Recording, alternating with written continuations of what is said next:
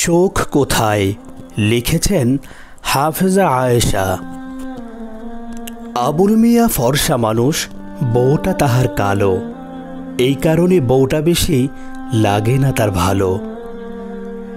বউটা আবার কালো হইলেও বড় ঘরের বেটি, বাপের ঘরে খাইছে শুধু বড় মাছের পেটি।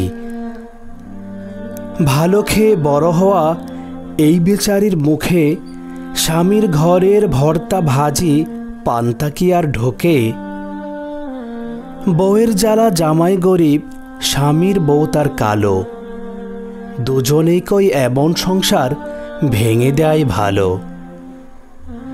দুইজনেই ভুইলা তাদের দুই সন্তানের কথা, সোনার সংসার ভেঙে দিল এই দুই মাতা পিতা। নিজের ভুলে পথ হারিয়ে পথ ভোলা এই নারী নিজেই নিজের ঘর ভাঙিয়া গেল বাপের বাড়ি।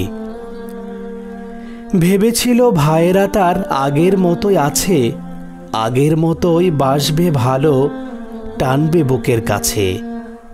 বাপের বাড়ি গিয়ে দেখে ভাবনাটা তার ভুল, ভাই ভাবিদের হাতে এখন বিষ কাটা আর হোল।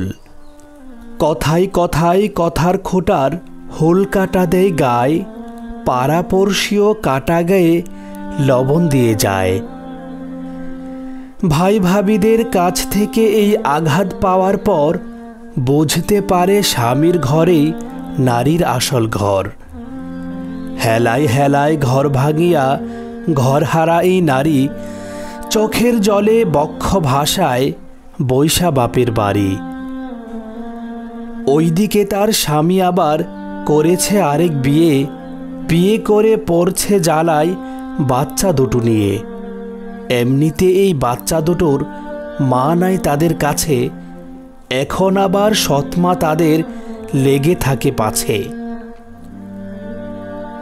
খানা খাদ্য খায় না ওরা, সারাটা দিন জিমায়, এদের নিয়ে বাপটা পড়েছে ফাটা বাঁশের চিপায়।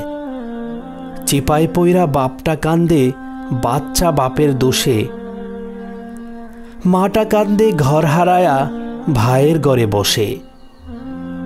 এই যে এত কান্নাকাটি, এত চোখের জল, সবই হইল হেলায় হেলায় ঘর ভাঙিবার ফল।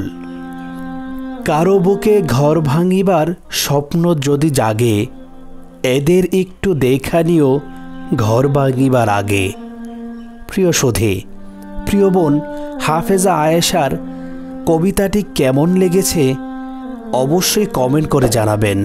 আসসালামু আলাইকুম ওয়া রাহমাতুল্লাহি ওয়া বারাকাতুহু।